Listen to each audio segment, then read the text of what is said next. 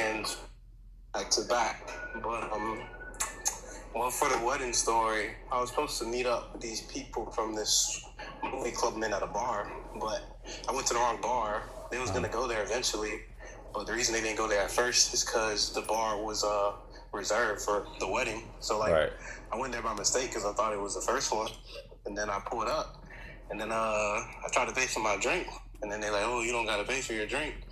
You're what's the party?" And I look around, and I guess everybody in there is only there for the wedding, but they said it's an open bar, so I just stay. Then I talked to some people, and then eventually, I see these 2-3 people, and then well, I talked to these 3 guys, and then like I tell them like, "Oh, I don't really know nobody here," and then they like they don't know if I'm joking or not, and then they give me information about who the bride and the groom are. Right. So then I just go around telling people, I know the groom, I know Chris, that's his name, Right. and I just tell people that I met him at a party a year ago, and he just invited me. Right. And then I wrote to these 3 people, this girl and these 2 guys, and I guess they were like childhood friends. They all grew up around each other, basically. I just talked to them for a little bit. I got the Instagrams, and then this old lady, she looked at me, and she looked like she was like probably the mom of Chris. And she looked at me and she's like, "Who do you know?" And she like turned her head, and I started getting nervous, and I tell her the same story, but I know that she thinks something up. But eventually she go away. But after that, I just leave or whatever, and then I go back to the same movie club group. And then I check Instagram today, and I seen she blocked me. But she probably blocked me because the context of me meeting her was based on a lie, partially. So it's understandable. But I guess it's an update for that one girl who she rejected me before, and then I was deciding if I was interested in her or not. I did end up going. She did end up coming out to the movie club by coincidence, and then after hanging out with her for a second time, I decided that I have no interest in her or any type of relationship or romantically. So I just let it die or whatever. You let it die how? I was supposed to take her on a date last weekend. I already planned it before the second meetup, which was by coincidence. So after the first meetup, I planned the date, and then I hung out with her by coincidence, and then I was supposed to hang out with her last weekend to go on a date with her, but I just decided to never follow up with it. But I already knew she wouldn't follow up with it either, so it's like mutual. But my reasoning overall from not pursuing anything is because I felt like everything, it didn't feel natural. Like me, it didn't feel easy. Like even talking to her felt easy because I knew she was interested. But even the way about going about it, like I couldn't even like touch her like platonically. It's just like little stuff, like she would face away from me. I knew she's interested in me, but the way that I need it shown to me, it felt like I'd have to be doing a lot of stuff to prove myself to her, and I just have no desire to do that because I'd rather be single. But I do have a specific problem, unrelated.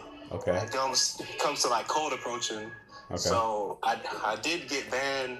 I basically got kicked out of bar last weekend because I was trying to work on the skill of cold approach. But in retrospect, I know now that I was working on the right skill in the wrong place. But I basically was at this bar, and it was like basically not a lot of black people, but some. And like my goal was to be direct and ask for numbers from girls, and I did that.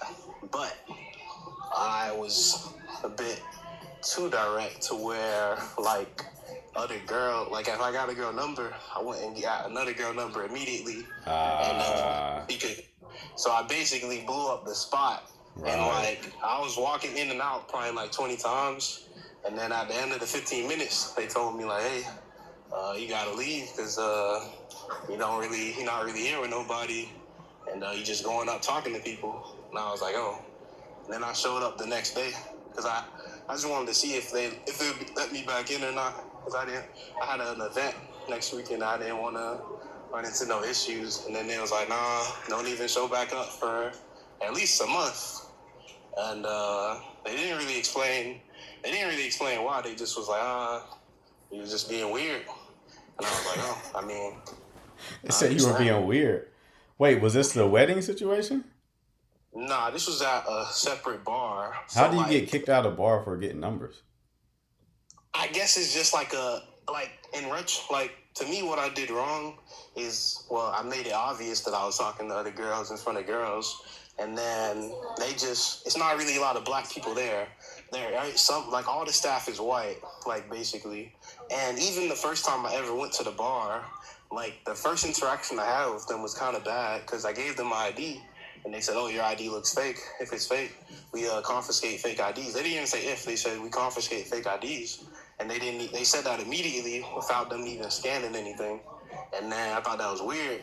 But I didn't really have no bad interactions, but they didn't really care for me being there.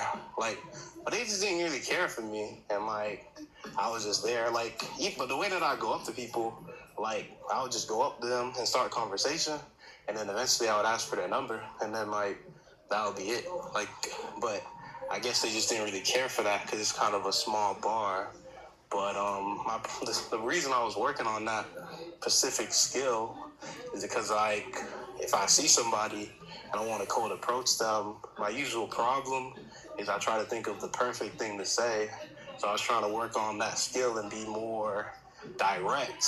But it's kind of the wrong environment to do it, because I feel like if you see somebody at night, in the night type environment, my goal should be to hang out with them for that night, not even get their number ideally. So I think I was working on that skill in the wrong environment. In what way But were you? In what way were you being more direct? like, so basically, because I'm used to being indirect, but I could be indirect, direct. But I was trying to be direct, like, by saying, like, oh, I think you're cute, trying to take you out and get your number. Can I get your number?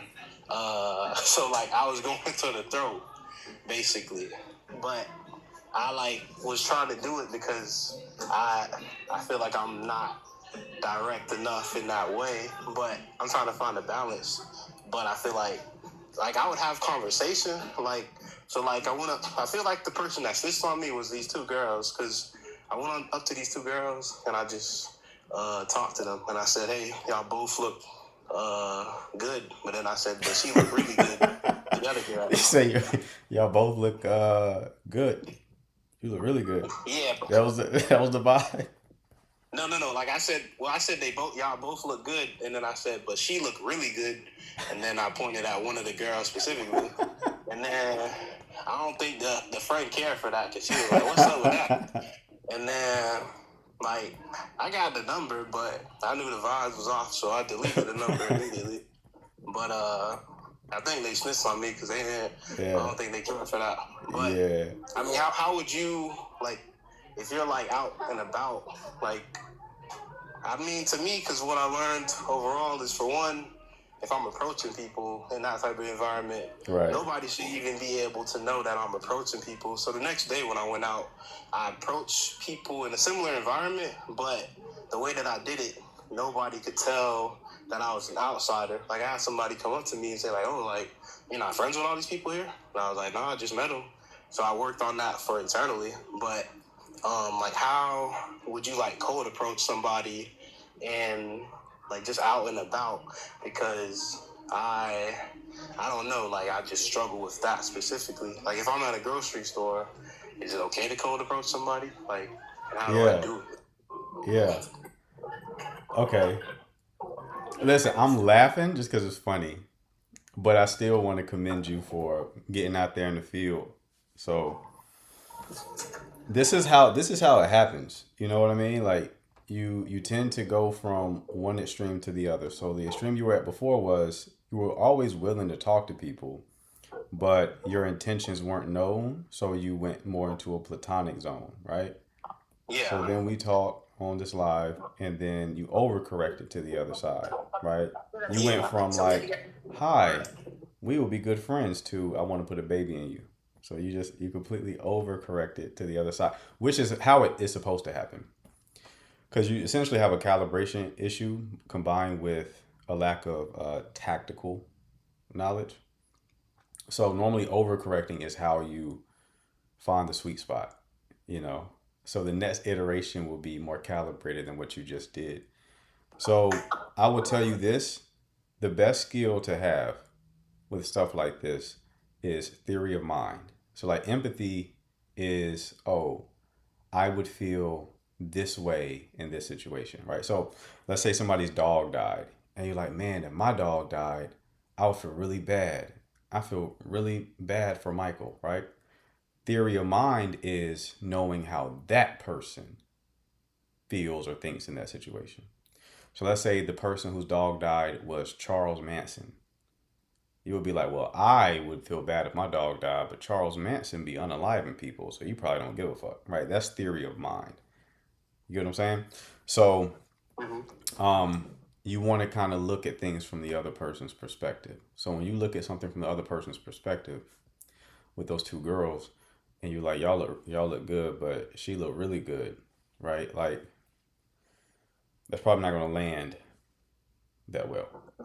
Yeah, because well, I was trying to make them both feel included, but I can understand why the girl took offense. Right. She probably, so yeah, Yeah. uh, Which is just like fine. gotta work That's it's still on. wild to me you got kicked out though. That's still wild. Well, like to me, I got kicked out because like they just not used to somebody of color, like just going up to talk to people. Because I didn't Oh, just so talk it to was girls. all It's not all white, but it's like there's like people like I guess just because I don't really go out to bars or clubs like that. So like, I just been doing it just to work on that specific skill. But it's right. not the ideal place I'd like to meet somebody.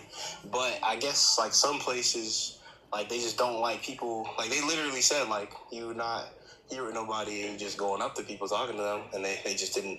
They just didn't really care for that. Like, they just didn't really care for that. Yeah, And especially in like a small venue like that, you just can't be going up shooting at people left and right because people knowing what you're doing. They picking up on it. So, um, remember I told you, like when you go to a situation like that, you got to win the venue. yeah, that's what I did because the very But next day I winning worked. the venue ain't really like being direct with everybody though. Winning the venue is just Yeah, like spreading good energy, spreading positive vibes, and then you see who's rocking with your vibe the most, and then you escalate with that person. yeah. So yeah, I learned my lesson. I'm not gonna ever go back there because it'll be a target on my back now. Right. But I learned my lesson on what I should do. So I'm still figuring out. But yeah, Yeah, thanks it's just gonna take. for It's like a lot of this stuff is contextual, brother. It's just yeah. contextual. Like if you were being direct at a grocery store like that, and you called a girl cute, saying you want, but remember, like you don't just go up and say that. You try to have a little bit of a brief conversation first. So, it's it's like this, right? So when you let's look at this from a frame of like libido. So men and women get like turned on differently. So the sex drive of a man operates more like a light switch. It's just on and off, right? You can immediately get going. Women is more like a volume knob, right? But that applies with engaging with women in general. It's that volume knob approach. So you do want there to be a little bit of interaction before you just jump the gun and try to make some sort of conversion, you know? Unless the situation that you're in really doesn't call for it. Like there's some degree of a time element where like you got to move quick. Okay, in that context, go ahead and shoot immediately. But if that's not necessary, you want to kind of take your time with it, engage them a Yeah. bit, you know. I appreciate it. Thanks We for gon' we listening. gonna add you to Yeah, I think, the Signal Fellas TikTok little channel after we come back from Dallas, and then I can yeah, give you I have like to. more After tactical. Dallas. Yeah, more tactical stuff. But for right now, it's really learning the calibration. Okay. All right. All right, brother. Sounds good. Thank you. We'll talk soon, man. Hey, shout out to Typo for his courage, though, man. Any fellas in the chat, if you can't do that, don't judge. Don't judge if you can't do what he did. If you nursing that drink and just making eye contact from across the room, don't judge Typo. You gotta get in the game, baby. Gotta get in the game. All right, who we got next? What's up, Tay?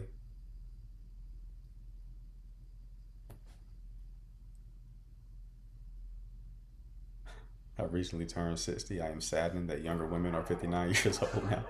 Yeah, that sucks, bro. Hello. Hey, Hey, how you doing? hi. I'm good. How are you? I'm good too. Good, good. What can I do for you? I beg your pardon? I said, what can I do for you? Why everybody, why do the people in Africa who call in here sound sleepy? Voice was sexy than the motherfuckers. I ain't gonna lie to you. She on par with Ariana. You ever heard Ariana's sleepy voice? Ooh, wee. Ooh, wee. Undefeated. Undefeated. It's 4 a.m. over there? Okay. Well, that would make sense. That makes a lot more sense. Well, she was definitely here for matchmaking, wasn't she? Definitely here for matchmaking. All right, people. If you have a question pertaining to dating and relationships, you can hit the button at the bottom of the screen with the blue and pink person. Forgot the colors for a second. And I'll bring you up and solve your issue. All right. Hit the button at the bottom of the screen with the blue and pink person. I will bring you up. They need my morning voice. Yeah. Cece sound like Ving Rhames when she. Cece wake up sound like Bernie Mac. It's a different situation with her. I don't know what's going on with Cece. Jesus Christ.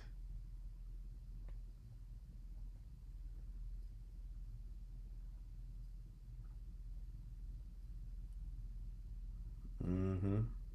Mm-hmm.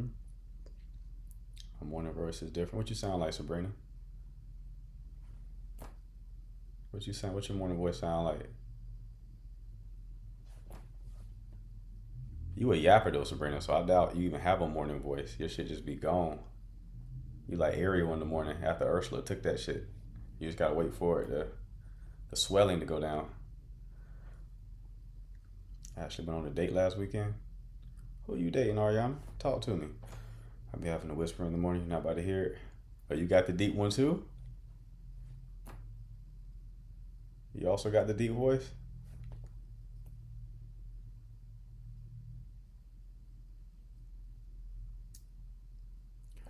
That Barry White, that Knuckles said, is raspy.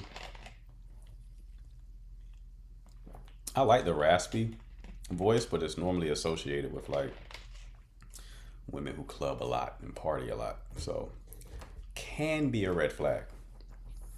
Mine kind of high pitch. Oh, so you sound like the chipmunks in the morning. You won't have this. When you come to Dallas, don't talk till noon. You can't be in the crib sound like Simon and Theodore. We don't want that. If a man lie about his age, is that a red flag? Yes, that is a red flag. Because it's lying, I would say. I would say lying in general is a red flag for sure.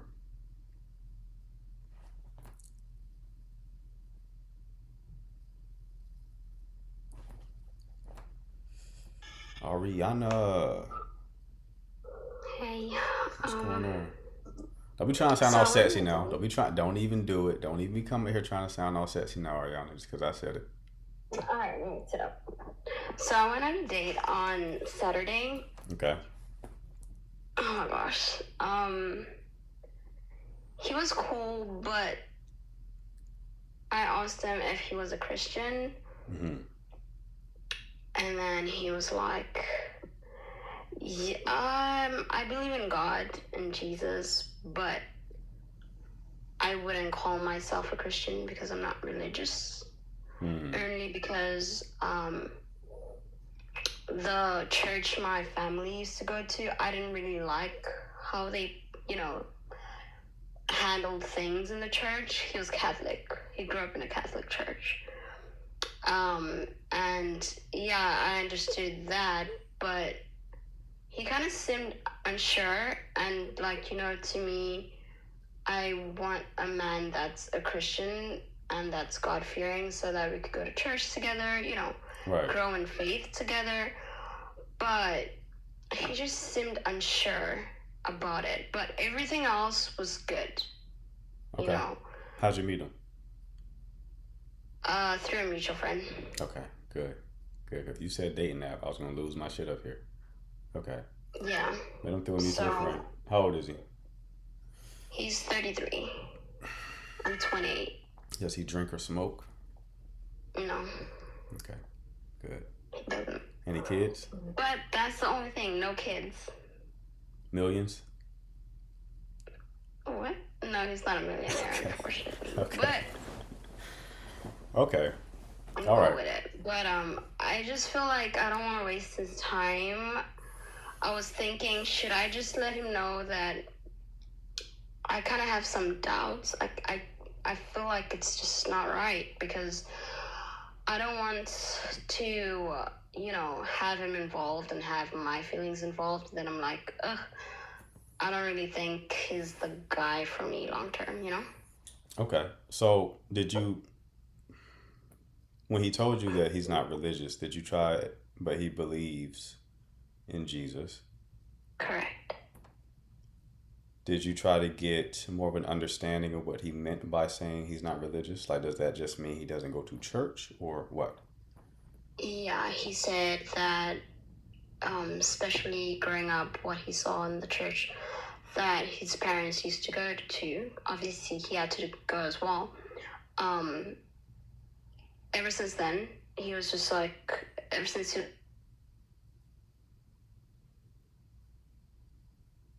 Hold on, I can't hear really you. went to church, ever since, because of the bad experience he, experienced in his previous church, in Okay. his parents' church, to be precise. Okay. So he had a bad experience growing up in his parents' church. So he just doesn't go to Yeah, church now. And that's what he means by he's not religious. He doesn't go to church. correct. Okay. You only have one date? Yes, All just right. one day. Yeah, I think you're being a bit too scrutinizing in this situation because the foundational elements are there. Like, this wouldn't be something that I eliminate off of one date because he does believe in Jesus. So that means that he does have the Holy Spirit because that's the requirement. It's like Mm, believing in Jesus. So not going to church, it's not the best thing. But like if there was like a rapture event and he's repented, he's going up, right? So it would be different if he wasn't like a believer. Then I would say disqualify that person immediately. But this right. person, you could have a positive impact on him. Yeah, that's what I thought. Because I asked him yesterday, I was like, um, are you really like open to growing spiritually or getting closer to God? Because he mentioned, he's like, I'm not perfect. Obviously, I don't read the Bible every day, but I do believe there's a God. I do believe in Jesus. Hmm? That's But fine. I'm not the type of man who just like, who reads the Bible every day, who goes to church every Sunday. Right, right. Yeah, that's I that's don't. that's workable. That's workable. That's like a wait and see type of situation. Um, that's workable. Love. I've seen people, and I don't recommend this, but I have seen people who one was a Christian and the other person wasn't at all, and then that person converted on the back end. You know, So I think this is something he has the raw ingredients. This is just something that could potentially grow. So I don't think it's one where it's necessary to eliminate um, just off of one date if you feel like, because you have to also understand, love, like you have very specific requirements. Yeah. It's a small subset of the population that are going to fit into your requirements. So Mm-hmm. you're likely not going that if you were to list out the things that you want on a sheet of paper, you're probably not Mm-hmm. going to find that exactly. You're going to That's true. find that at varying degrees, right? So this person is a Christian, even though they Mm-hmm. don't consider. I don't even agree with the premise. I don't even agree with him saying that like he's not a Christian, because being a Christian is to do exactly what he's doing and have the belief that he has. He's just not going to the physical place. Like he said, he Yeah. doesn't read the Bible every day, which implies that he does read it. You know. Yeah. So one thing that you can do is I wouldn't even try to verbally convince him to um, be more rooted in his faith. I would be so rooted in your faith that the fruit of the Spirit that emanates from you inspires him to do whatever it is you're doing. Yeah. But do you know that statement, like, the two have to be equally yoked? Mm-hmm. Um, Especially as a man, as a leader of a household, to me, I feel like you need to be spiritually strong. And I'm with you. I'd rather someone that drinks sometimes than someone. I'm not being selfish. I don't. Of course, I want him to get close to God, and I hope God uses me, Okay. right? Uh huh. But do I have that patience of waiting? If you tell me that you will, so I think that what you are intuitively concluding is there are there's a hierarchy to your requirements. Mhm. So it sounds like someone being a quote unquote man of God is at the top of that list. Yeah, it's number one, Okay. actually. So you just by you saying you would even compromise on the whole drinking and smoking thing, as long, well, not smoking, but like the drinking Okay, thing. no, Yeah, smoking I could yeah, never. yeah. So, So the whole drinking thing, um, mhm. like okay, maybe you can drink a little bit, but just don't be out here getting drunk, right? Yeah. I think that's the proper way to think about it. So yeah, if that's because that is a fair point. Um, Mhm. the equally goat thing is a fair point. I don't think that that means that you are like on exactly equal footing, though. I take Yeah. that to mean that both of you are believers. But if you are looking at this from a strict biblical perspective, yes, you would kind of want the guy to be more sound in biblical doctrine. But I still, I would pray on that. How about that? I would pray Yeah. on that. Because the only reason why I'm even hesitating on even putting like a stamp of approval on that is because I know couples where the woman is more spiritually advanced, but the Mm, man is still connected to God, right? yeah. And then he's advanced in other domains. So he is still positioned to lead. And then he Right. grows closer to God through her. You know what I mean? So I don't think Mhm. it's like this simple thing of like, okay, you are closer to God. You read the Bible more than I do. So now you can effectively lead me in our marriage. I don't think it's that simple. I think there's a bit more nuance to it. Right. No, fair enough. Hmm. I'll pray about it, and You can always do the yeah. removal prayer. Listen, that makes everything very simple. That removal prayer works like a mother. Works very Yeah. quickly. So yeah, I like when I get Christians as clients because then I can, with people who aren't like believers, I have to like give them more worldly advice, which does work, but Mm, I give you the real advice if you're a Christian, right? So yeah, you can just date this person. I obviously have sound judgment, but just do the removal prayer. And then if it doesn't work out, then you already know that it wasn't supposed to. Right. I think you're trying to make like a logical decision, but the logic is based on um, worldly wisdom. I see. Yeah, no, I'll definitely do that and see whatever happens. And overall, he's a good guy, though. Overall, yeah, it's just that factor. Um, Mm-hmm. I was thinking of going back on dating apps, but You better not. You better not. No, I'm gonna but put. I I'm mean, a. you know I'm my a twin download. sister. I'm a download Hinge, and I'm gonna put myself where you're located just to keep an eye on you. I better. I Listen, better my not see you. twin sister literally just got married on Thursday, Right. and she met her husband on Hinge. So That's I feel possible. like it's a 2% thing, or 5%, Yes. or Yes. even 20%, I wouldn't go that high. I wouldn't go 20%. or It 10%. is. It is. It is definitely possible. It's Yeah. just not ideal. It's not ideal. It's not the best Right. approach. It's not the best approach. And you have to like when people are really firm on dating apps, even though like I'm against them, I tell them every strategy has pros and cons to it, right? So Yeah. with dating app, the one of the cons, even if you were to meet someone, is you're likely going to have to go through a lot of people first. And then through the process of going through all those people, you'll probably become jaded, traumatized, hurt, disappointed.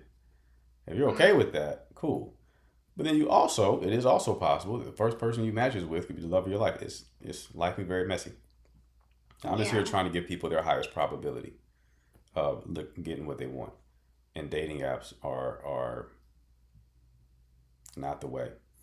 But if you're okay with that, like how long was your sister on a dating app before she met her husband? About 5 months. Okay. How many? You know how much dating experience she had in those 5 months off the apps? Yeah, she went on 4 dates. Mm-hmm. Yeah, 4 dates. Okay. Well, she was one of the lucky ones. Yeah, she She was went one on of the 4 lucky. dates, and it was one of those. Okay, I already know first date that if this is the person or not the person. Okay. So they were locked in kind of at just off the first date. No, with them they dated. I mean, they talked for like 3 weeks, Okay. and he lived in another city, Seattle. She lives in Oregon. So they saw each other like 2 times in a month. And then they dated for a year, and then, yeah, he proposed. Okay. How long have they been married? They just got married on Okay. Thursday. Do you like him? He's so amazing. Like, I'm even shocked he was on the dating app. There's people like listen. How long was he up there? Do you know? No, I don't know. Can you find out? Is that possible? You think you could do something? Yeah, I'll try. I'll try. Try to find out. Because what I've always told people is, so like,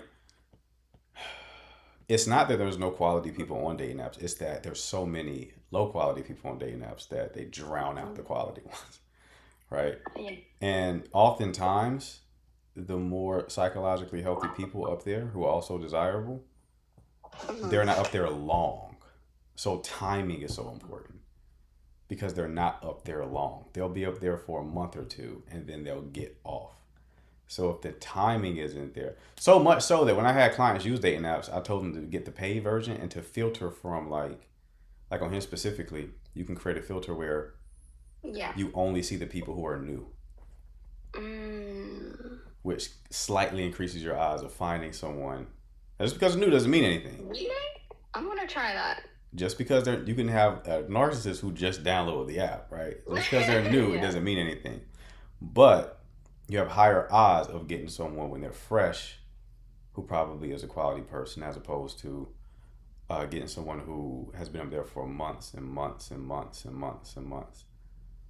or Right. years and years. Like you hear a lot of women say that I tried the apps for like 2 weeks and it was just too much, so I got off. Like that's kind of how it goes. So you just have to sort it from like the newer people who just join and hope that that increases your odds of finding someone who isn't all messed up. Right.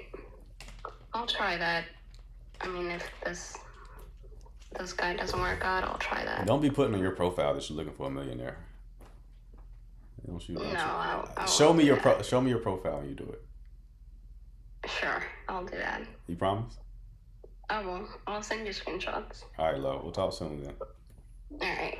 Bye. Bye.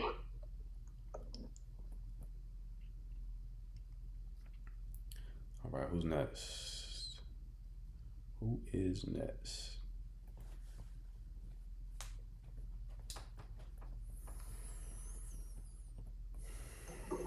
Hello.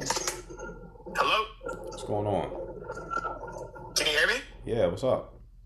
Hey, what's up, bro? Chilling, I bro. like your content. I've been trying to join the last couple of days, but you always have so many people in here. Right. Really quick question. So, I work with a girl. She and me were friends at first.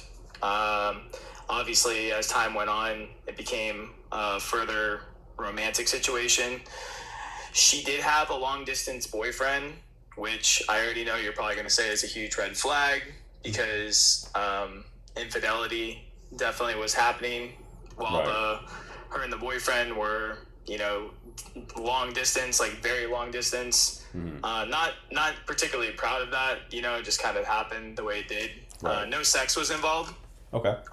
but we did kiss and stuff, and more romantic feelings started evolving from there. It wasn't just like a random kiss or a hookup or a fling or whatever. I was deeply starting to fall for this girl, and I feel like she was doing the same for me. Fast forward, I can not confess, but I kind of we started to tell each other how we were feeling in late December. And she was still with him, but she was giving it the whole situation time to breathe before it kind of hit the climax, so to speak. And she let it go on all the way up until her birthday time, which is in late April. And then he was here for a month, where she and I currently live. And then after the month ended, she ended the relationship. So she was done. She told me she was potentially going to be done. She just needed time to process everything and whatever. So I gave her distance, gave her space, whatever. Well, after, they ended their relationship, then she told me she was super excited. She was super, eager to not start something with me, but to start slow. And just to kind of, pace herself because she didn't want to monkey branch from one relationship to the next, even though she basically confessed that she was in love with me and all this kind of stuff. And I was like, okay, cool. We could take it at your pace. Not a big deal. So then we started hanging out for about a month. No sex that whole time, We did stuff or whatever, but, for the moral of the story, there was no sex involved, just because we were taking it slow. And then after that whole month, she basically tells me she still doesn't feel like she's emotionally available. But then it was I also found, she actually told me that her ex was messaging her still and that she was responding, but don't worry, it's not like he's making a comeback or whatever. And I told her, I felt not okay if I was going to invest my time, energy, and affection. You want that, that's cool, but you can't have, you can't have one foot out the door from the past and one foot in the door for the future. So we're really close. She's a great person overall. I mean, I know what I just told you doesn't sound great, but there's a lot of other good qualities about her. I'm trying to navigate the situation. She's away for the summer right now because she lives in Europe, or her family lives in Europe. So she's back there with them right now for 2 months. And we're still sorting out our feelings for each other. But my question to you is, while she's gone and while I'm here, how do I emotionally regulate the situation? Because I do want to be with her, but I only want to be with her if she comes to me in a different way, if that makes sense. Like, I don't want the wishy-washy. I don't want the ex-boyfriend to be in the picture. I don't want any of that stuff. If that's even remotely the case, then I'm not going. Like, I'm out. Okay. But if it's not the case, how do I regulate myself here now where I am while she's away, and we're still keeping in contact, but it's low, it's low contact, just because, I need her to have space to kind of, sort through her emotions and her feelings without me interfering every hour to ask her how her day is or whatever. You know what I mean? Right. Okay. So let's establish a timeline here. How long were y'all coworkers before things shifted to the romantic territory? Okay, so May, June, 7 months maybe. Okay. Yeah. So were y'all like working side by side, or what was the context there? Yeah. So we work in the service industry. So Okay. we're like, we're service bartenders. So we're constantly around each other. She had a boyfriend when I met her, and I actually had a fiance when I met her. So nothing was going on romantically at that point. You know what I mean? I was with someone, she was with someone. We just were close, but there was always a vibe. You know what I mean? Right. How old are you two? I'm 36. She just turned 30. Okay. And how much distance was between her and her boyfriend? Like, how long of a drive would it be? Or would you We need live a in flight? Florida, and he lives in Boston. Okay. That's significant So distance. yeah, significant distance. How long were they together? Not even like a year. Did she like move to Florida from Boston? No, she actually never lived in the same city as him. How did, She used to live there. Long story. They probably met through a mutual friend. Then she moved down here. Then he probably messaged her on Instagram or got her number from a friend. They started talking. You know what I mean? They started talking, and she probably agreed to do long distance. I don't like that.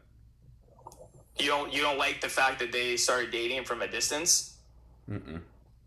Okay. Why? No. What does that tell you? I need more context, but that's certainly not a normal thing to do, right?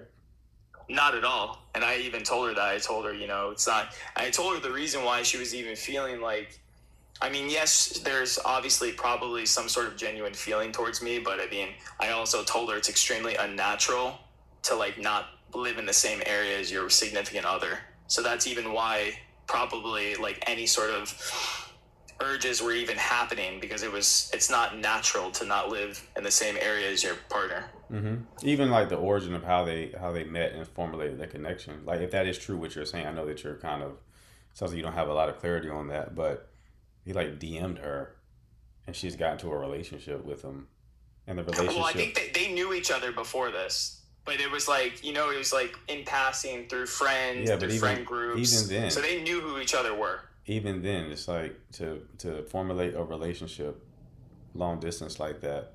It's unnatural. Anyway, Yeah. people do it, but it's just a weird thing to do. Anyway, so they were together for, you said, not even a year? I don't even think a year. Yeah, or it was just coming up onto a year or just past a year. But it was not like a year and a half. It wasn't 2 years. I know that for sure. Okay. And how did things start becoming romantic between the two of you? I mean, there's always a vibe, right? Right. I mean, when you work alongside somebody, sometimes it just happens. I've worked with plenty of people where I don't feel that at all. Mhm. You know what I mean? And I told her, I was like, I don't pick and choose who I decide I'm going to fall in love with. You know what I mean? It just kind of happens. And, yeah, I mean, like, we were always close. Like, we would even start cooking for each other and stuff. I know that sounds weird, but like, just like as a friend thing, like I'm cooking tonight, you cook tomorrow night. And, we would just ping pong that off like 6 nights a week. And we'd eat dinner together after our shift or whatever at work. And, we were just cool. Like everything was like normal, but like I always had like some sort of vibe for her. And I picked up that she had a vibe for me, but it was like kind of undiscussed. Well, when me and my ex-fiance split up after a month, then I started to kind of like explore my feelings a little bit more, because it was like itching at me. And yeah, things just kind of started escalating from there. Okay, so let's get specific. When you said things started escalating, specifically what happened? I mean, like, basically, like, long story short, like, what, at the end of December, I guess, like, I basically told her, like, I had feelings for her. I didn't know at what capacity those were, but I did tell her in some form that I had feelings for her. And then she, kind of told me at first, she was like, like, this is inappropriate. Like, we should probably stop, chatting for this evening or whatever. She didn't say indefinitely. She would just like cut me off sometimes during text messages or whatever, because maybe the conversation was getting a little bit more emotionally fueled than she would have liked. And she knew she was probably crossing a boundary. So she was like trying to like, put a line between us, which was fine. I totally respected that, And then, as time went on and stuff, it was like, just like cracking open a door. You know what I mean? Like the draft just kept pushing it further and further open. We started texting a little bit here and there, nothing crazy. At work, though, was like the real place where, let me say her intimacy started to like evolve. You know what I mean? Meaning like if we were having downtime or something like that, she would lean her head on my shoulder or like, cuddle up on me or whatever the case may be, try to hold my hand for a second. Who knows what the situation was, but it was things like that. And then I guess like towards the middle part the second month out of the year and stuff, that's when like real stuff started popping off. Like that's when she kissed me for the first time. And, we didn't like kiss like on a daily basis, but there was a few times where it happened, here and there and in between our birthdays. What do you mean that's all this kind of stuff? I need to get clarity on that phrasing. What do you mean she kissed you for the first time? Like we didn't kiss that whole time. Like all this, the timeline that I'm telling you, like no. Well, I get that. Get that, but I guess what I'm trying to say is, did she initiate the kiss? I kind of forgot, but I think we both kind of like were initiating it, to be honest, because we put ourselves in a position where we were like alone. You know what I mean? And it kind of just like happened. I think both of us were kind of like just wanting it to happen or to at least see how we felt after we did it. I don't know. It was like one of those situations where it wasn't planned. It wasn't like a strategic move to get her alone to do it. It just kind of happened. Okay. Yeah. And did she ever complain about her boyfriend? Oh yeah, definitely. What did she complain like, about? That just like stuff that he would do or not do. You know what I mean? Like per what? se. Specific. There was like specifically like I remember last summer when she went away, she like told me like that. I mean, this is gonna sound crazy, but she like told me that her ex told her that like maybe she should like laser or wax her upper lip because she had like some excess hair there and stuff, like things like that, or that maybe she should put some makeup on around the house because she looked a little plain, or that like she was eating like a lot of food, like kind of like she ate like a man, stuff like that. Okay. And then she would ask me those questions in a way that like without telling me that's what he was saying, but then she would ask it to me like to see what my response would be. Okay. And then like obviously I answered differently, so. Okay. All right. Yeah. And you said that the boyfriend came to visit for a month? Yeah, towards like the very beginning part of May. I think he stayed until like June, and then right at the end of that they like split. After like 2 days after he left. Okay. Did her behavior change while he was there? Obviously for text message purposes, definitely like the texting like obviously like went significantly down, which I knew was going to happen, but at work, not at all. If anything, it amplified at work. Okay. Yeah. All right. What ended your relationship with your fiance? I mean, long story short, I mean, it's not like anybody, I'm not trying to like play the blame game here, but like ever since I was with my ex-fiance, she was like suffering from depression from her family and stuff. She didn't talk to her mother or father when I got together with her. She's had a bunch of family problems, and she wasn't like a bad person per se. She she was traumatized, like, from family matters, you know, and she was very, like, independent in a way that she didn't want help for anything. And I tried to offer her assistance because, like, when I met her, she had a ton of credit card debt. And I told her, like, when we got engaged, I was like, listen, like, any money that you were going to give towards any sort of bill or anything like that, just don't worry about it. I'll take care of everything. You just pay off your credit card debt. That's all I wanted from her. You know what I mean? So basically, long story short, she came from like a party city. She's from Vegas, and she liked to go to all these like raves and, you know, EDM festivals and stuff. And when I met her, that was not my thing at all. I'm like I do that. I do real estate. I do a lot of things, and I have a more simplistic lifestyle, I guess, you know. But I never stopped her from doing what she wanted to do. I just was trying to guide her. How long were y'all together? All in all, 2.5 years. Okay. So if you met her and y'all were already not on the equal footing in that way, what made you continue to be with her and then propose? Well, I mean, there was a few things that happened in between that time, and she definitely showed signs of maturity and change.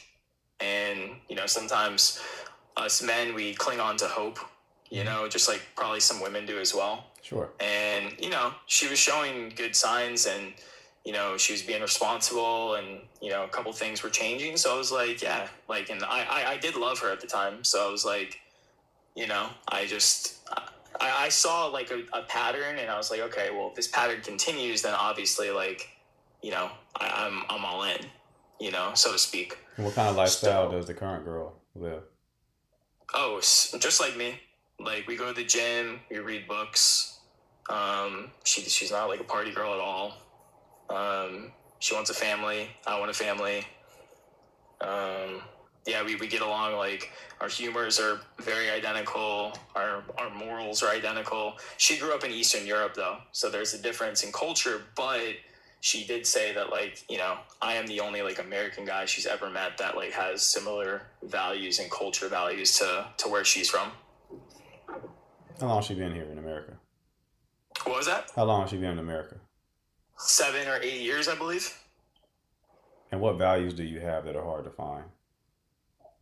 I mean, like, I'd say everybody like says they have these type of values, you know, where they want honest integrity, loyalty, respecting the partner, providing for, you know, your wife or your fiance or whoever you're with. That's the kind of values I hold. You know, I actually want to do those things. Obviously, everyone says that, and then they don't deliver half the time, or they do stuff that, you know, like you said, like it makes other women jaded towards their behavior, or whatever. But y'all aren't together, so right now you're just saying that to her. So that's a game she hit you with. That's not real what she told you. Okay, so it was seduction, in other words, to make you feel special. Okay, so what was I about to ask? Now, after the relationship ended, you said that things shifted in some way, where she was trying to take things slow. Can you unpack that a little bit? Yeah, so like we would hang out, like we started like a TV series at the house together. Like, I'd come back to the house after work. Sometimes we'd even ride together to work in my car, then we'd drive back, and, you know, we would cook dinner together, you know, or whatever, or even one of us had cooked, and then we brought it back to the house and, you know, heated up, ate it, cuddled on the couch, watched the show, kissed, all that kind of stuff. Right. She didn't feel comfortable with me sleeping over, you know, because she was just, I don't know, she was like in her own head about it and stuff. I found that weird, like that you couldn't, you know, sleep over with me, but you're gonna have done all the other stuff we were already doing. I found that to be a little bit odd. What other stuff were you already doing?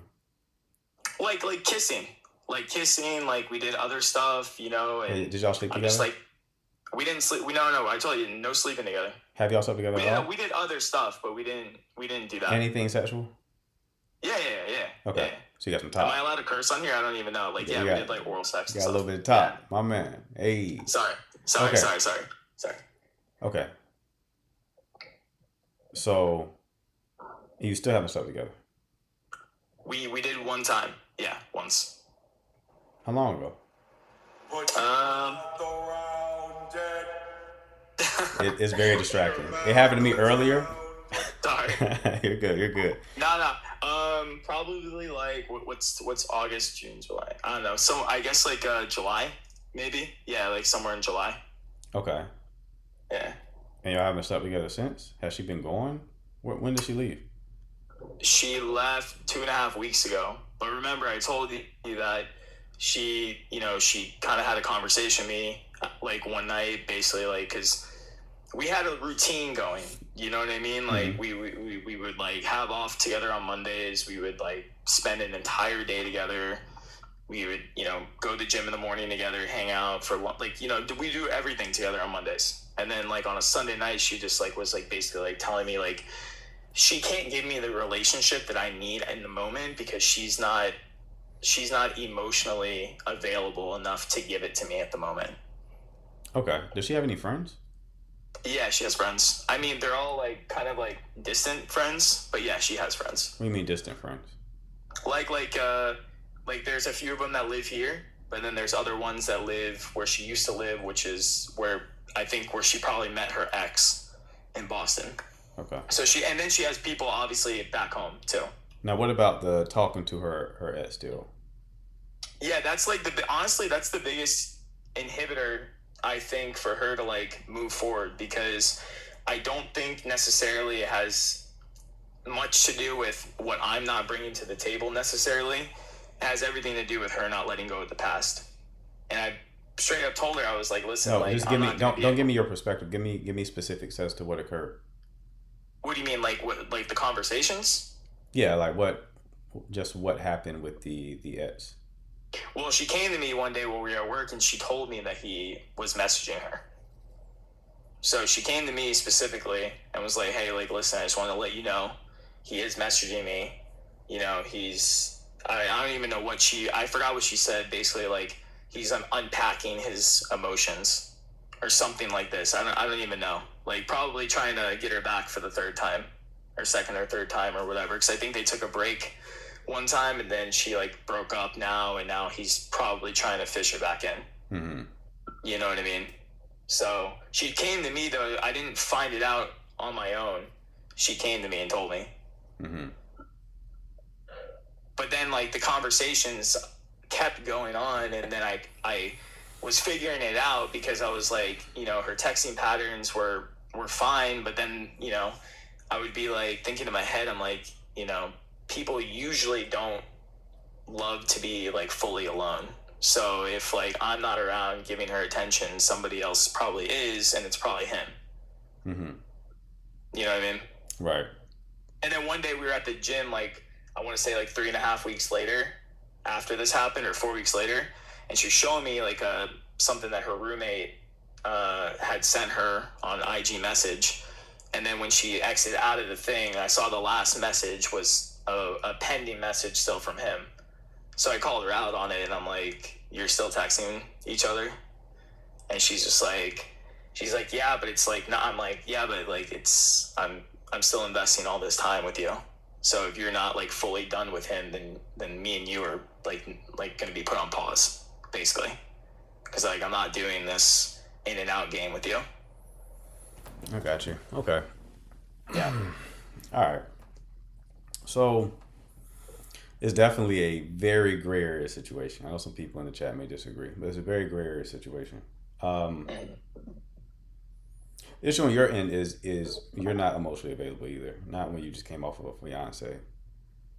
No, I am, because of the way it ended. Now I'll tell you really quick why it ended.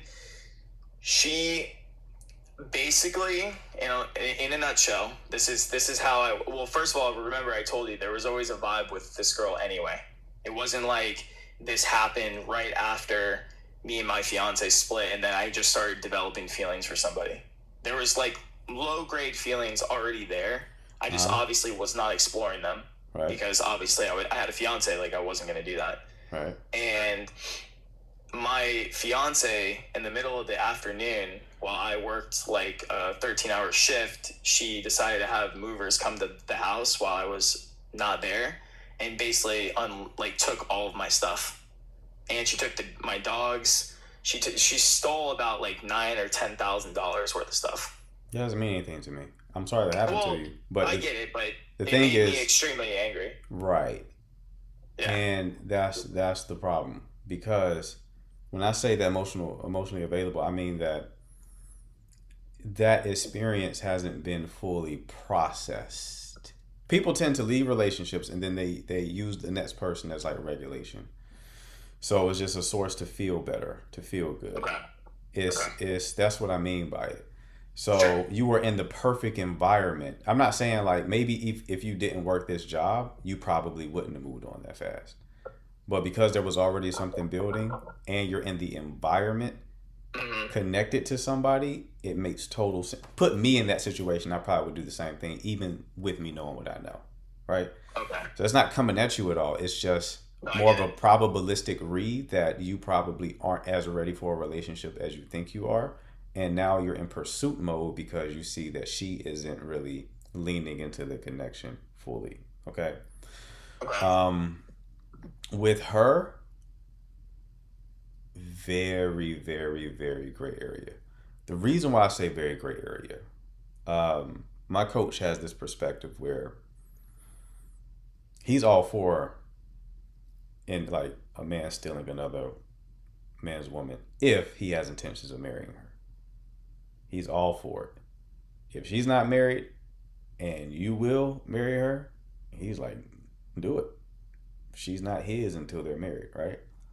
Now, Yeah. here's the caveat. If she is the one pursuing, don't do it. If she's the one making the pursuit, that's the big red flag, right? So, Who pursued me? yeah. So in that context, if the woman was Okay. the one pursuing you, like if you were interested in a woman and she had a bad relationship, but for whatever reason she wouldn't leave, but she actively pursued you, that's more of a character issue. Now I don't necessarily agree with my coach.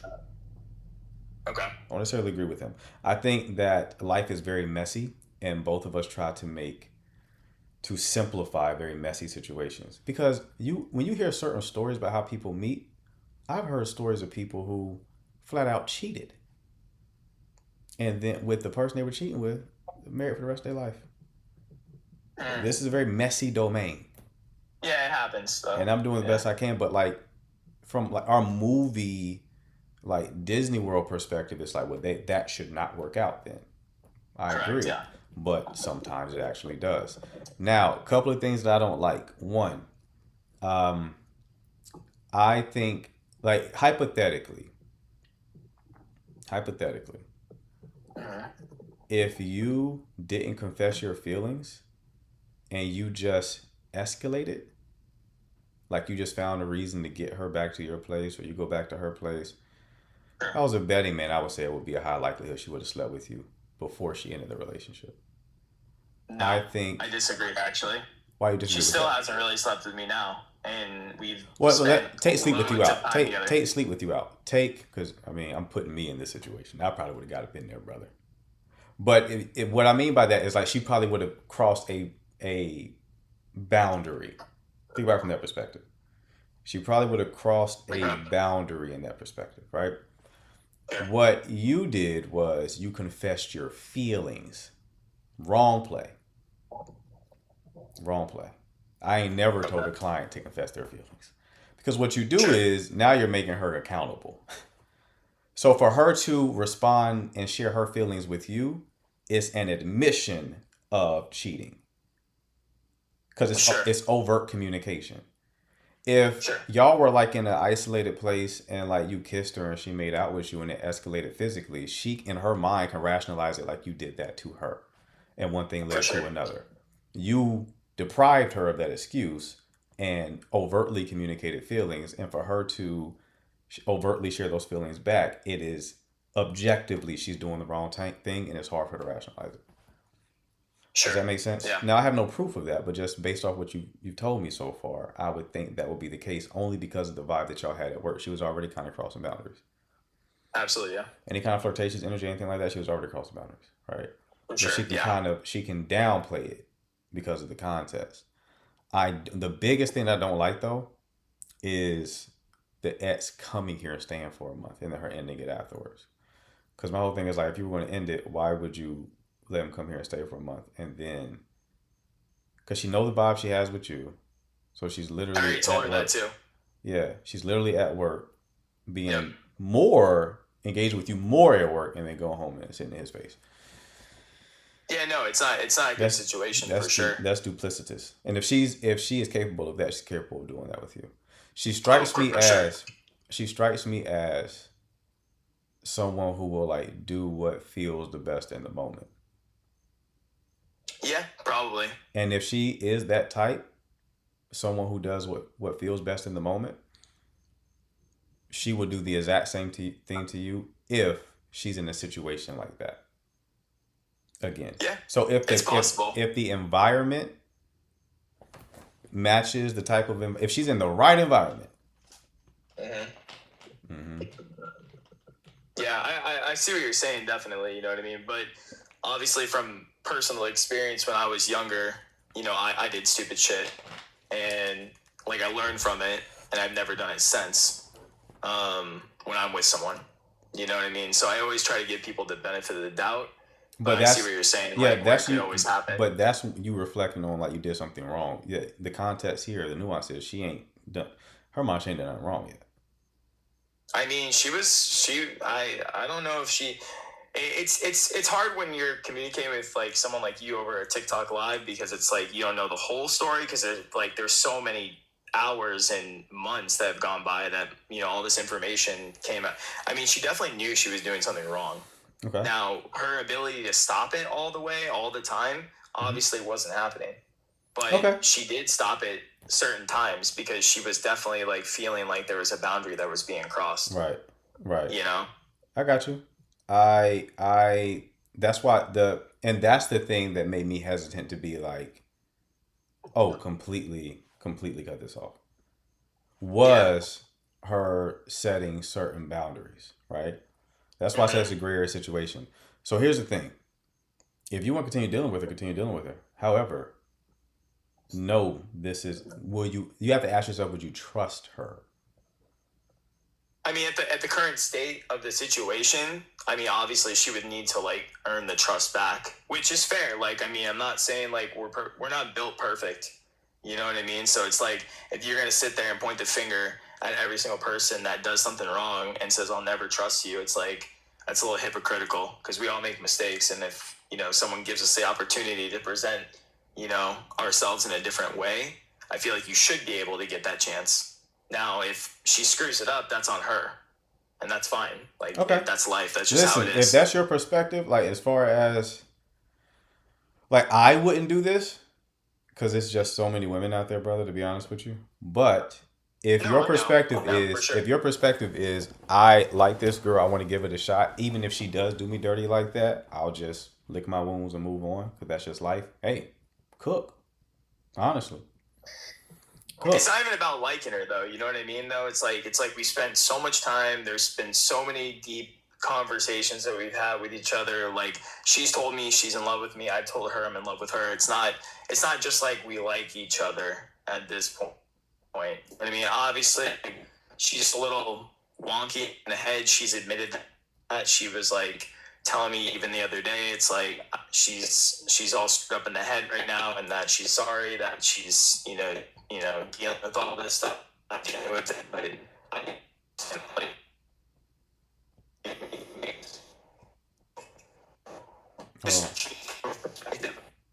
away from each other. Your signal. I mean, I don't need like conversations really. Hey, your signal. I just sit here, and if she texts me, I text her back, and that's it. I just keep it cool. Gotcha. Your signal was kind of choppy during that diatribe, but yeah, man, if that's what you want to do, if you want to, engage her to see while also understanding the risk, because there's very real risk here. The risks are extremely real. And I think part of the reason why you are so invested is due to these feelings. Those are probably the reason why you stayed with your fiance for 2 years, even though you were very aware of all of the problems. So you might be falling into the same pattern again. But it's your life. You can do it. Just be aware of who you're dealing with. Because you're dealing with a woman who does what she feels is best in the moment, and she's currently overseas. So you keep me posted on how it goes. In a couple of months, follow up with me. I want to see where we are with it. All right. I got you, bro. All right, man. You take care. Thank you. See you, bro. Bye. Chat, what we thinking? Nikki said, I hope he learns a good lesson. What we thinking?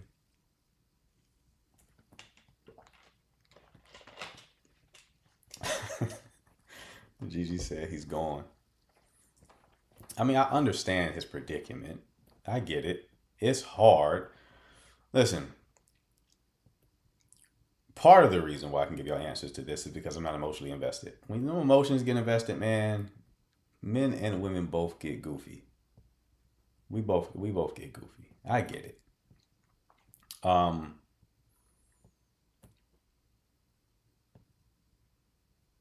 And what makes this more difficult, especially in his situation, is he is given two different signals simultaneously. Because she's signaling like that she has good qualities and good character, but then also at the same time signaling the opposite. Like watching a train wreck. Right. He'll be all right. I think he'll be fine regardless. Even if he does, even if worst case scenario this woman does cheat on him, I think he'll be fine, obviously. He seems to have a good temperament about himself and can move on. She is not. She's using him. Using him for what, Mr. O'Neill? What is she using him for? The risk-reward ratio is not worth it? Exactly. Exactly. So, like, see what he said. He said part of the reason why he wants to continue is because they have so much time spent, so many conversations. That don't mean shit to me because all I'm hearing is you could do that exact same thing with another person. You can have time spent with another person. You can have conversations with another person who isn't in such a messy situation and then still talking to their ex. I wouldn't bet on it. I wouldn't put myself in that situation. No. Even if it does sometime work out, I'm looking at it from a probabilistic standpoint. Like probability don't look right. Assuming she's not lying about those conversations too. Right.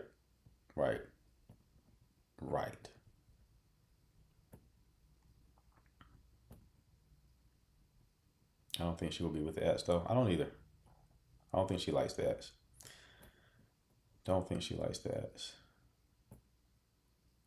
For real, you can cut your losses. I learned a great lesson. He said she having the same combos with her ex.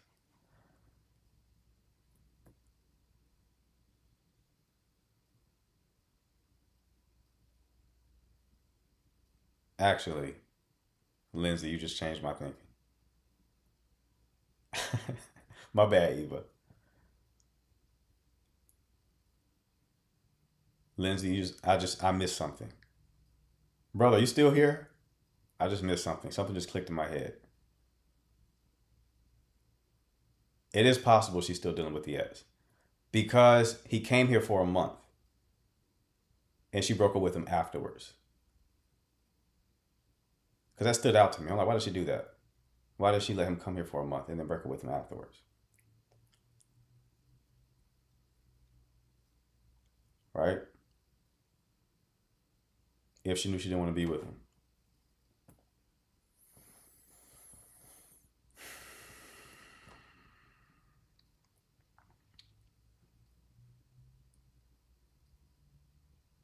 But then also with the pattern of them breaking up and getting back together, you can't really trust a breakup with people who break up and get back together.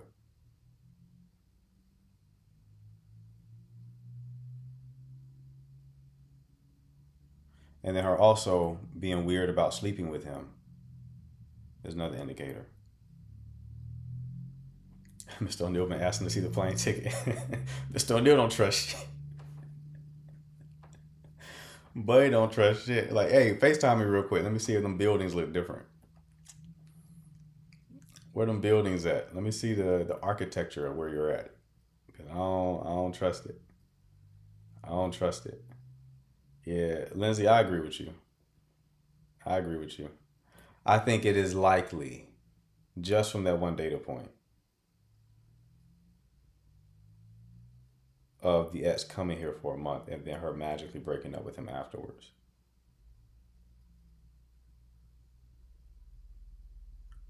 Because if her plan was to still deal with him and she claimed to break up with him before, it would put her in a compromising position considering he's there for a month. So she got to play it like she's breaking up with him after he leaves.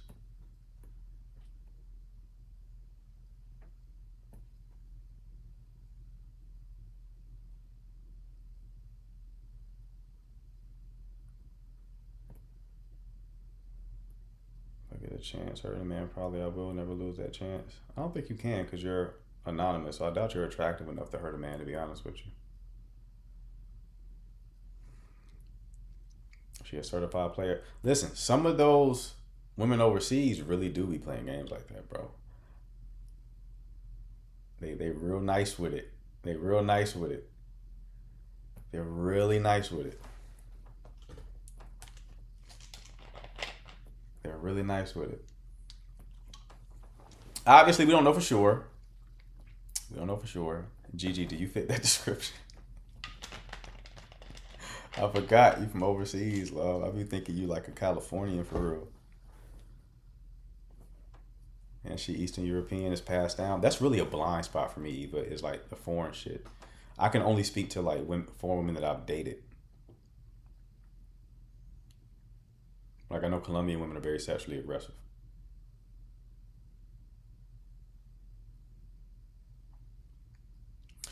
But I've never dated an Eastern European, so I don't really know what that's like. I don't know what kind of patterns are, but who knows about Eastern Europeans here? Eva, can you can you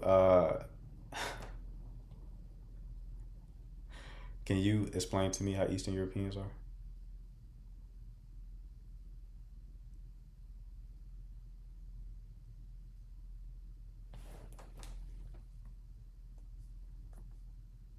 Who can explain to me like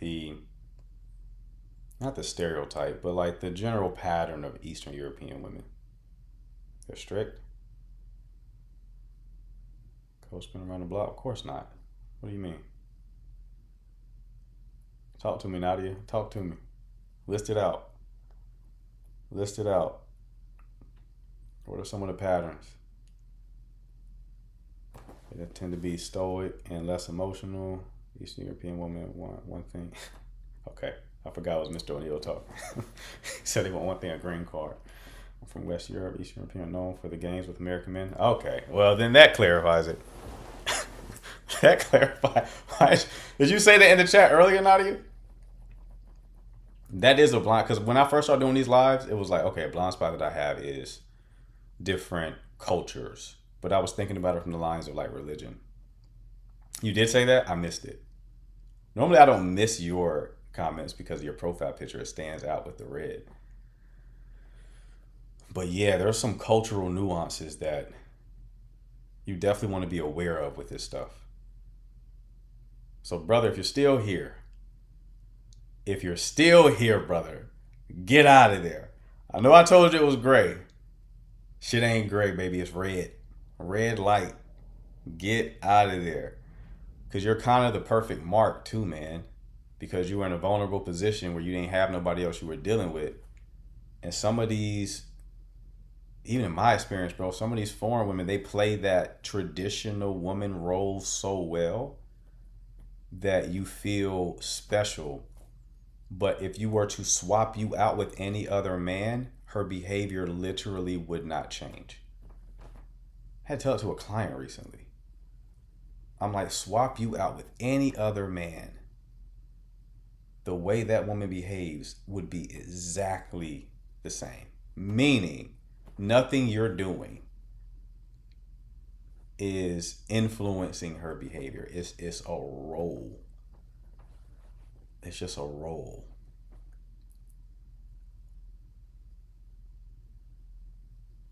it's just a role, man, and you got to be aware of that. You got to be aware of that because it feels real, but you gotta be aware of it. All right, which I told him at the beginning. Um, I think she's in the chat. Who is it, Sabrina? Who is it in the chat? Got to be aware of it, man. I can learn things from them. No lie. Yeah, I've dated some for. I'll tell you. I'll listen. I just haven't dated a whole bunch of them. So that's some shit that I miss, especially like an Eastern European. But I done seen a few. I don't know. My intuition telling me she ain't here. You got your tarot cards out. Doing a psychic reading. Hello. Hello. Hey, how you doing? Hi, how are you? I'm good. I'm good. What can I do for you? How are you doing tonight? I'm good. What can I do for you? Sorry. There's another person in here. I didn't want to interrupt. I got you. Okay. What Go can I do? ahead. Oh, am I the only person? Yeah. Okay. What's going on? What can I do for you? So I won't take up too much time here. Uh-huh. So I have kind of a weird situation. Uh-huh. I have I was married for 20 some years, divorced for 5. Mm-hmm. I was following my divorce, I was in a narcissistic relationship, and I've just recently started dating again. I was in what I thought was starting to be something kind of healthy for about 5 months. We're talking, we're hanging out, we're cooking together, we're hanging out, and la la la. Mm-hmm. And about a week ago, we were talking on the phone several times a day, and I called, and my call got flushed. Okay, weird. The next day, I get sorry, my phone was messed up. Okay, whatever. I didn't, because I'm the kind of person that I am, I didn't pursue it further. And 5 days later, I just get a thing, oh, my internet's been out for 5 days. That's the only text I get. So naturally, being the protective of my heart person that I am, I just write, oh, did you turn it off and turn it back on again? Mm-hmm. And that's been the only conversation for a week. And I just don't understand that. And me being the kind of overprotective of my heart that I am, and keep in mind that we're not young people. I'm almost 50. He's in his 50s. And I just thought, well, this is weird. Should I just move on? Because I kind of thought, because when you're at my age, you don't sit there and go, oh, do we have a label on it and shit like that? You don't do that at my age. Well, maybe they do. I don't know. I don't. And we're just acting like that now. So I don't know where to go with it. Okay. How long have y'all been dating? Well, that's just it. I met him 5 months ago. Okay. And we've been pretty much together for 5 months, hanging out, doing stuff, just chilling, watching movies, cooking for each other, talking every day, and then all of a sudden it just stopped. How long ago did it stop? About 9 days ago. How did you meet him? He reached out to me on social media, but we went to the same high school, and that's how we kind of started talking. Gotcha. Okay. Yeah.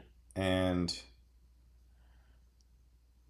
so y'all were having like daily y'all were having daily Yeah. contact and you're seeing each other frequently, and then one day he just goes ghost and then tells you that his internet was down. Yeah, and that was his only conversation that he was having with me, and he's like, "Oh yeah," and I had to call them, but like, okay, so am I your tech support line now? I Okay, mean, let's just stick with what are we doing here? specifics. So 9 days ago. So how many times have y'all seen each other over these last 9 days? No, not at all. We've had he. I don't know if he flushed my call or he didn't get my call, and he said something about, "Sorry, my call didn't go through," and I said, "Okay." And then since then, he's like messaged me one time in 9 days saying, "Oh yeah, I'm having all these internet problems." Oh, okay. Okay. So have y'all slept together? Yeah. Okay. Did anything significant happen around the time where he stopped communication for the most part, where you saw a shift? Nope. So it was just everything was just regular. Yep. Okay. Like I said, we're not young kids. Okay. So 9 days, and you haven't seen each other in 9 days. What's the longest y'all going without seeing each other? Oh, maybe a few days here and there, but we always talked every day. Like we'd call each other, we'd text every day, and even if we didn't have nothing to say to each other, we'd at least send each other cute jokes. And you know, we both work a lot, so a lot of our time spent together was texting, and we talk on the phone while we were working, Right. and that just everything went to a halt in one day for no reason. Okay. Well, changes in behavior always means something. We don't know what it means, but I mean, if I was in a situation, I would just move on. I get that you probably don't want to because, like you said, the age thing, and you probably also like him, so I understand that. But have you asked him, "Hey, Nope. what's going on? Why haven't you?" Nope. No, because I don't chase anymore because of a past relationship that I was in. Okay. He kind of pushed me away, so I don't ask again.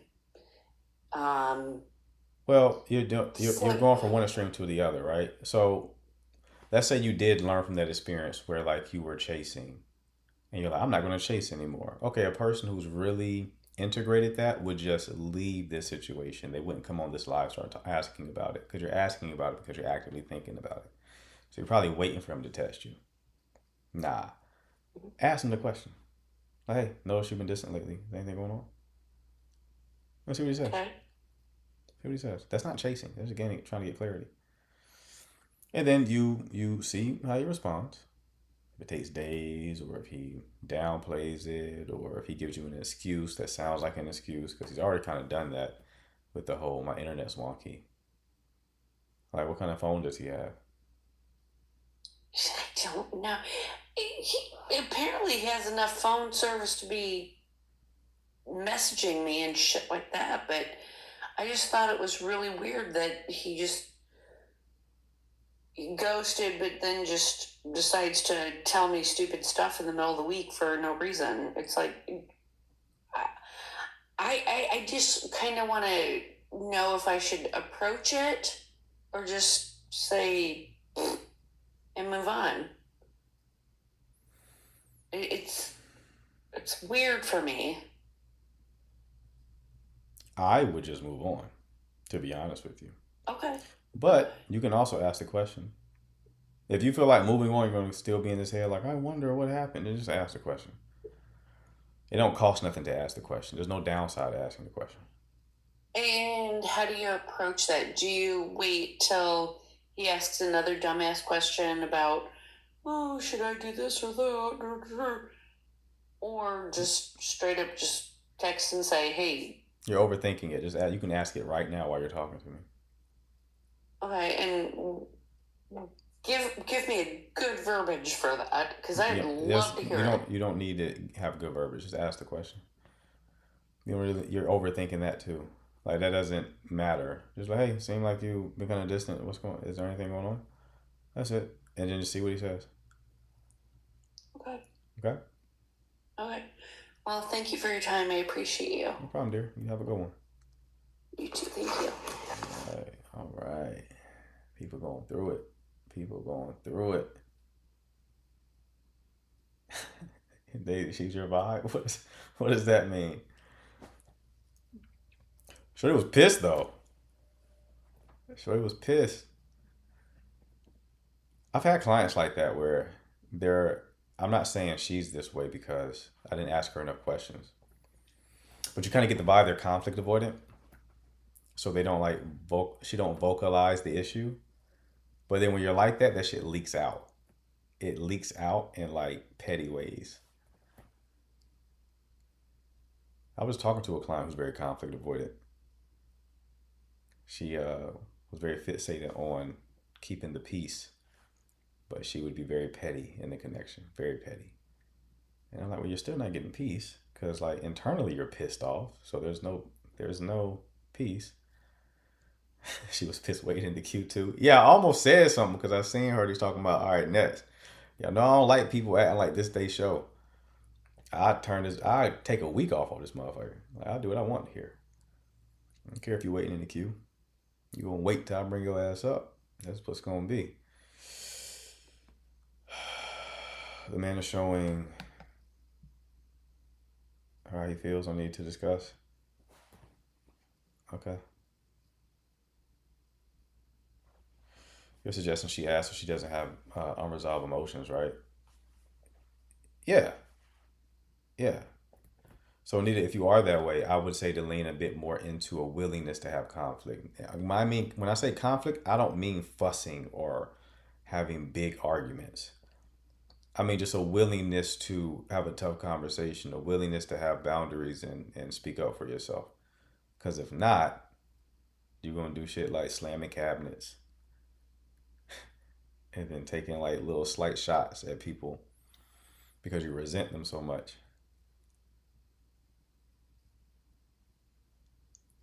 But that's normally, I was about to say it's normally something I have to work with women, but like men do it too. There's men out there who hate conflict. And I'm like, and all the people who hate conflict that I've worked with, they're like, yeah, I just don't feel like arguing or having any kind of issue. So I just let them have it. What's wrong with that? I'm like, oh, brother, that's not how that works. That's not how that works.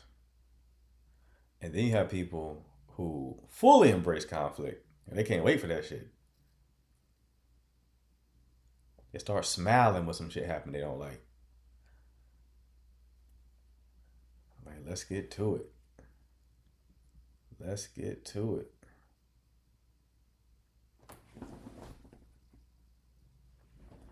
Let's get to it. Val, you like that? You like conflict? Are you doing more calls tonight? No.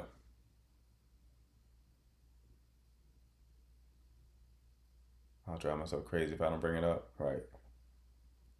I don't mind conflict at all. Like, at all. I don't like it, but I don't mind it. I be telling y'all the same way I am on this live as I am in real life. You don't cause no problem with me, I ain't gonna have no problem with you. But you come at me though. Put them gloves on. I do not care. I don't shy away from it.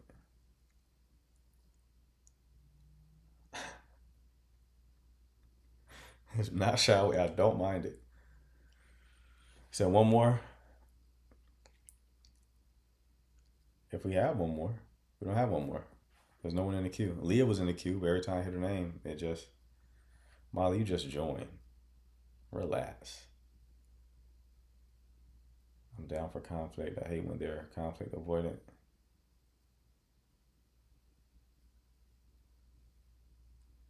Stay till 11:30? No.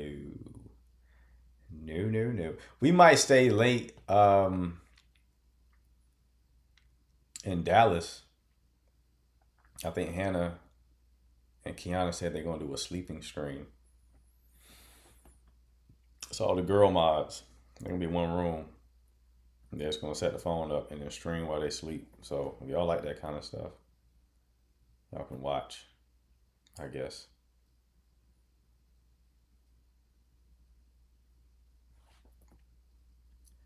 I guess. Hello.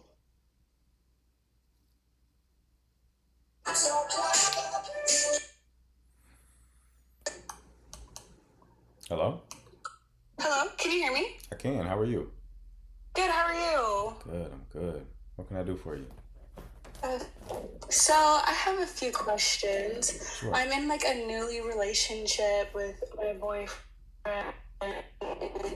He lives in a different country actually, so we're very long distance. I'm not sure kind of have an illusion, but basically he kind of just like shuts down sometimes when things aren't going right in his life, and he's just like, it's not us at all, it's just, and whatever going on, I tell him that I'm here for him, like I'm for him, but he would not think it's us, which nothing's been going on, but you know, just I don't know how to like be for him. All distant, and Is your service long has distance? a lot of like not like hello. Okay, I can barely hear you, love. You're like coming in and out like consistently.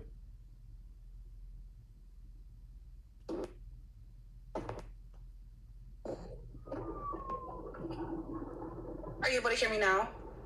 Okay, it sounds better now.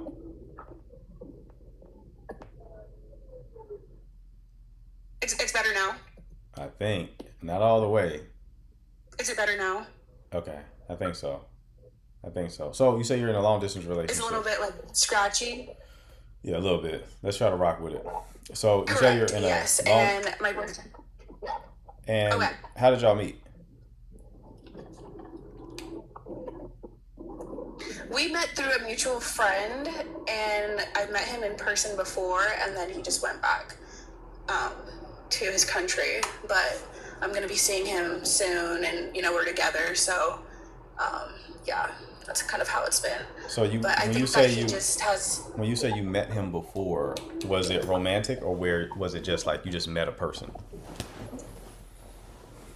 No, we just were mutual friends, and college ended, so he just went back to his country, and we just end up being together. But it just happens to be long distance. But How did y'all- we're going to be visiting each other and stuff soon in the next couple months. How did y'all end up being together? He asked me to be his girlfriend before he left. What, y'all didn't date or anything like that? No, I mean, we were seeing each other like when he was here for college, but then right before he went back home. Okay, so it was a he asked me to be romantic. his girlfriend. It was a romantic connection before he left Yes, to go yes, back. it's romantic. Yes. Gotcha. Yes. Okay. You made it sound like y'all just knew each other, and then before he left, be mine. Oh And no, it was like, whoa. no. Okay. Okay. So, what countries are we in? Are you in the U.S.? Yes, I'm in America. And he's in the UK. Okay. Okay. And then what's the issue here? The issue here is that he doesn't want to talk and doesn't want to be bothered when things in his life are going left. And he says it's not us, it's just him. And he reassures me of that and everything. But it's hard to like say like if that's true or not. You know, as a girlfriend, it's just like I want to be there for him, but I also want to give him his space when he asks for it. And you know, he said he's just not in a good mood, and you know, he's sorry. You know, it's just him, but I don't know how to like be there for him and not, you know, How old are try you? to pry. How old are you two? How old are we? Mm-hmm.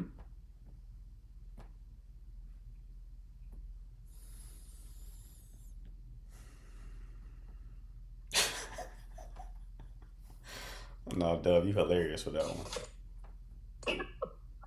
Sorry? So how old are you two? 22 and 23. 22 and 23. Okay. How long did y'all deal with each other when he was here in America? For about 3 months, right before college ended. So this past semester. Okay. Okay. How frequently would you two be able to realistically see one another in person? I mean, now that he's back over there and here in the next, like, maybe month or so, he'll be coming down here, and then I'll be moving to the UK in January. Okay. Are you moving for him or were you already going to move? No, I was already going for Okay. sports. Okay. This works. This works. All right. And y'all been together for how long? Going on almost 5 months, 6 months. Okay. Yeah. Okay. 6 months. And Yeah. so when there's things that trouble him in his life, his personal life, he is a bit distant. Yeah, a little bit distant in that sense. But he's very reassuring, communication is okay, but I don't know how to be there for him. So when without trying he's to distant, pry. when he's distant specifically, what does that mean? Like, so just about an hour ago, we're on the phone, nothing's wrong. All of a sudden, he's like, I need to go sort some things out. And then it's me, it's not us, it's just me. I'm just not in a good mood right now. I'm sorry, etc. So something obviously happened, but he doesn't want to share that with me. How frequently But as does a girlfriend, I'm just like worried. How frequently does that occur? How frequent? Not often. Like, this is kind of like, I mean, he usually tells me like later on, like what's going on, but it's not like a shutting down like this where he doesn't even want to talk. Oh, so this is like So I just don't know how to. you're coming off of something that recently happened. This isn't like a pattern in the relationship. No. Okay. All right. Yeah, I don't really see an issue here. But would you say to just like give him his space until he comes back, or Yeah, I like would say. do I still like ask him like, hey, what's going on? But he's doesn't I mean, share. you could. It's not really gonna hurt anything, but I would take the position like, is anything okay? I'm here if you need me. Okay. Yeah. Like if you see that It's just he's hard to like see if it is us or not. Did I do something? My anxious that's attachment. and that's just the like, issue. That's the issue here. It's the anxious attachment. It's not so much that you want to make sure he's okay. You want to make sure you two are okay. So he's telling you though that it's not us, right? yeah, he is. This is why I don't recommend anxious people get into long distance relationships. Don't recommend it at all. Because you have such a high need for clarity that it's like you're in a situation where it's hard to receive it. Right. Right? So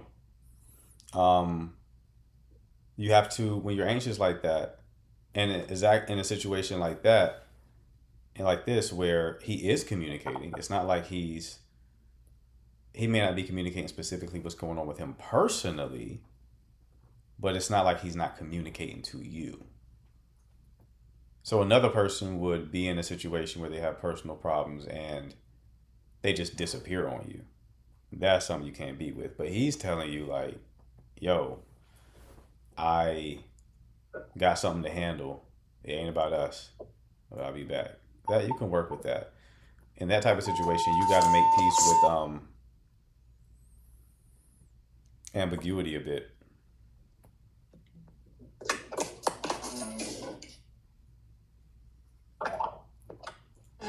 She's not going. She can hear me. I think that's my anxious. I think it's just my anxious attachment style. It's just I worry so much, and because of the distance, it's a little bit hard to like communicate. But he does do a great job of communicating with me. It's 3 a.m. over there in the UK, and he stays up every night with me, talking with me, falls asleep on the phone, whatever. So I mean, there's nothing bad to say about him specifically. It's just I want to be there as best as I can as a girlfriend. Because yes, I am worried about like us, my anxious attachment, but I also am worried about him. And I want him to feel comfortable to come to me and share what's going on. But he's not doing that. I mean, that may come in time, but again, this is a one-off situation. This is not like a pattern. You want to look for patterns. No, it's not. It's not a pattern. Right. You want to look at patterns. Don't judge one-off situations. If there's a pattern of him having problems and then not being forthcoming with you, then that could be an issue. You're talking about something that just occurred. So that's not a problem yet. The main problem here is the anxiety that you feel. So you got to build the capacity to be able to handle that. What that looks like is finding other things to do, specifically things that are meaningful, and not letting yourself go into storytelling mode, especially when he's clearly communicating that it ain't got nothing to do with y'all at all. Right. Okay. Okay, I get that. Okay. Thank you. No problem, dear. Best of luck to you, all right? Thank you. How do y'all come to the conclusions y'all come to in the chat? It never ceases to amaze me. Somebody will say one thing. He has a wife, 4 kids. They biracial. Run, girl, run. What are we talking about? Somebody said he's keeping her as a backup option. Be honest with her. How did you get that? I'm not even saying that's not the case, but I need your logic. Logic that shit out for me. I need every single, write your dissertation on like why do you feel like he's keeping her as, I need to see your logic of how you came to that conclusion. Not even saying you're wrong. I just need to show your work. Show your motherfucking work. That's what I'm asking for. Y'all be fucking jumping over the moon with that shit.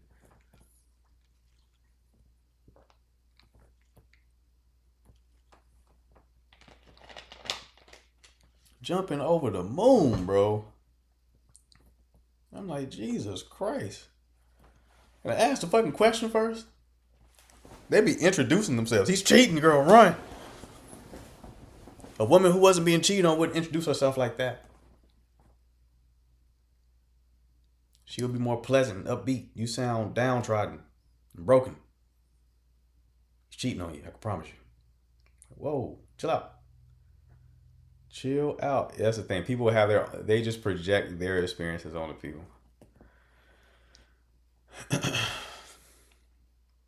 That's all. That's how people are, though. So it is what it is. They're just young and she's a little insecure. Right. That's it.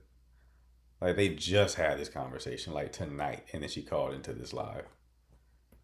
This ain't like a man who's constantly having personal problems. That's what I thought it was at first. Like he's just constantly having personal issues. That Dove, when you said space,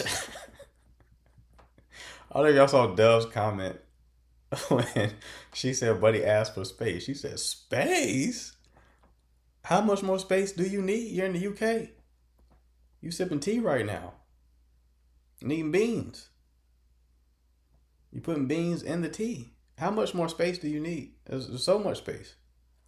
Couldn't be more space.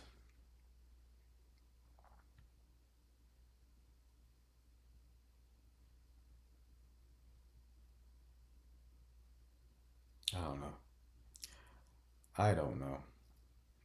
But I took that call for y'all, so hopefully y'all enjoyed it. I'm sure she can't wait to get to the UK. Absolutely. Absolutely. I've never been to the UK. I got to pop out. Actually, no. I've never had a strong desire to go to the UK.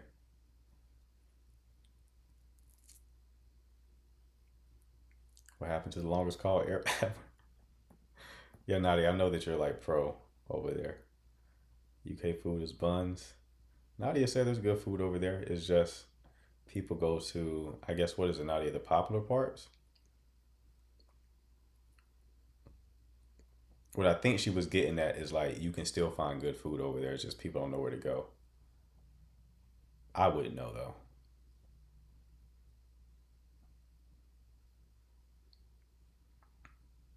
I wouldn't go. I'm missing out, Dolly. What am I missing? What's over there? The good food aren't British.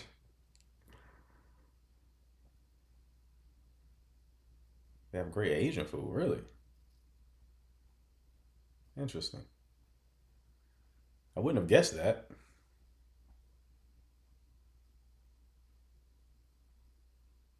Interesting.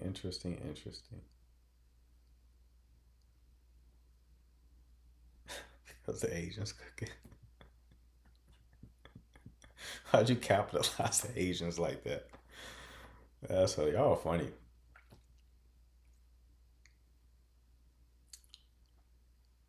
Taylor, welcome. Thank you for coming to class so late. You know I gotta hold you back. You're like a super senior now. You're gonna be a super senior. You're gonna be able to drink when everybody else can't because they're not old enough. They have some good bakeries.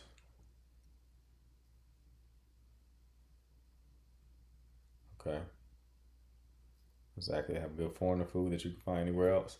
I think even the assumption, because that assumption I made years ago was like, oh, everything over there sucks. But if I know that you can still get some things over there, we can get over here, then it's like, all right, that might be workable. Oh, Sabrina, nice of you to join again. You missed all the good stuff. I done told y'all about trying to go on other people's lives. Y'all pop into the live and like, well, I'm gonna see the other person. You know it's the most lit live on TikTok? Fuck, well, what we doing? What we doing?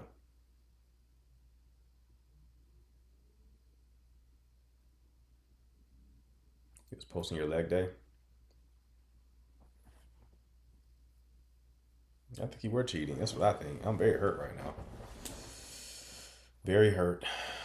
You're lucky I'm forgiving. You're luckily I'm forgiving. That's what I'm talking about, Jazz. That's why you right here. Right here. I don't like that whole. I saw. You know what? Hey, Maz. You know what I saw on another person's live today? Rose. I said, oh, E2 Brutus. Ain't that what the line is? In that Shakespearean play? Remember Rose? She was on the freak sheet. Do I have any mods here, by the way? I don't know if any mods are here right now. Yeah, I can see your comment, YouTube. Et2 Brutus. There we go. All right. Not you, Sabrina. Okay.